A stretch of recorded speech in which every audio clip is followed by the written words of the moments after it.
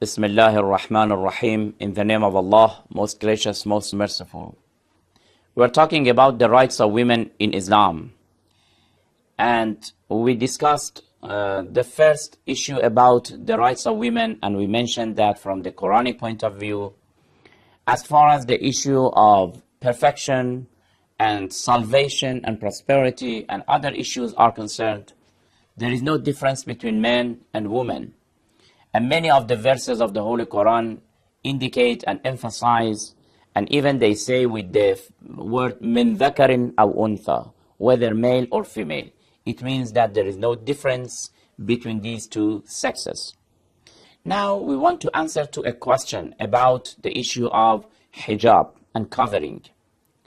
There is a question, and they ask the religion of Islam that why this religion has obliged the women to cover themselves.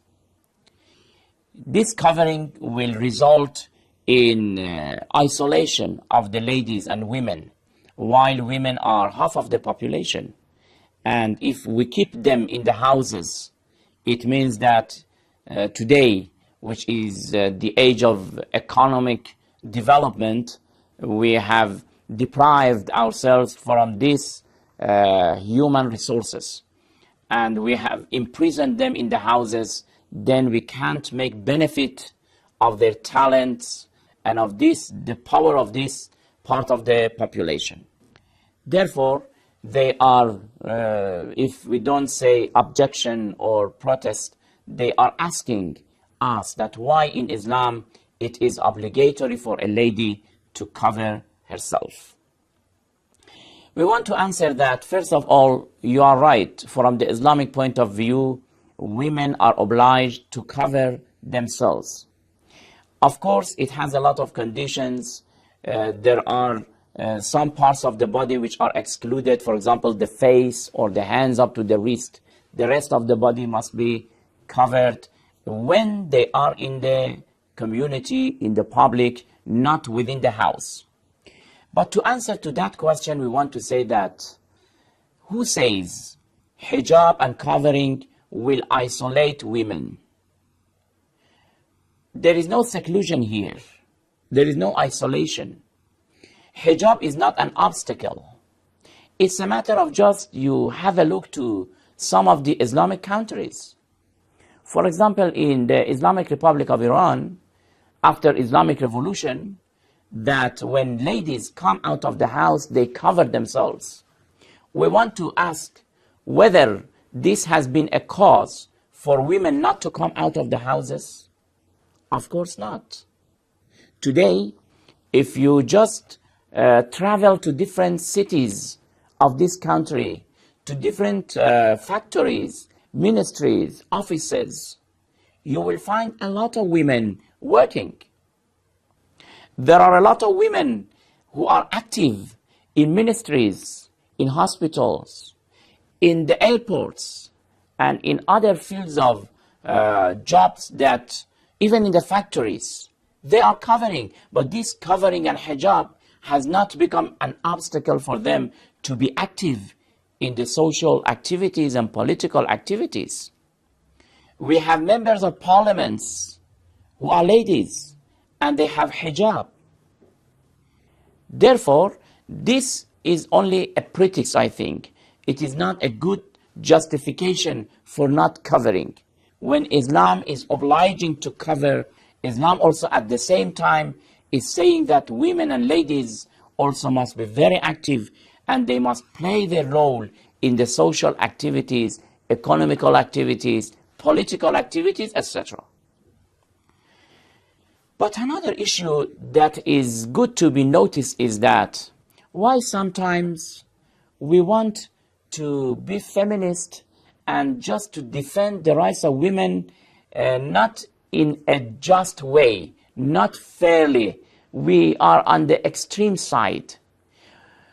I believe that behind these types of propagations, there are some motives.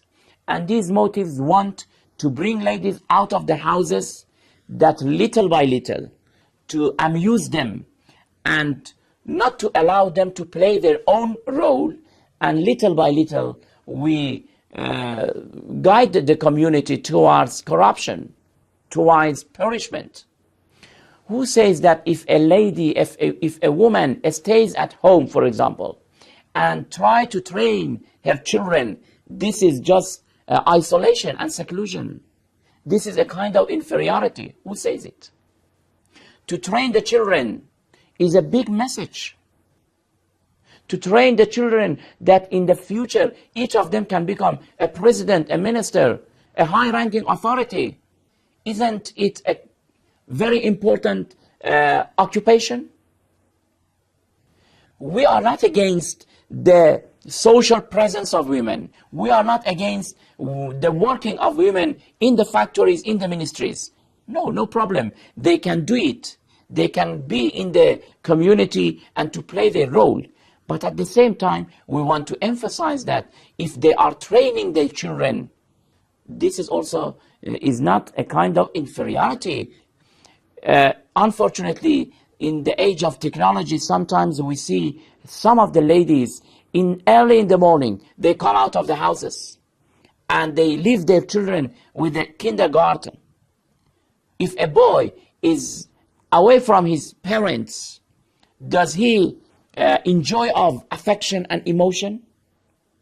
In the future, this boy, psychologically speaking, he is not safe. He needs the affections of his parents, especially the affection and the emotions of his mother. Therefore, sometimes, unfortunately, when a woman says that I am a housewife, we disregard and we humiliate her. This is wrong. To stay at home, to train the children, to take care of the life, that even when the man comes, they enjoy of that life. This is not only bad, it is very helpful to have a very safe and prosperous family. And we know that these families will create the communities.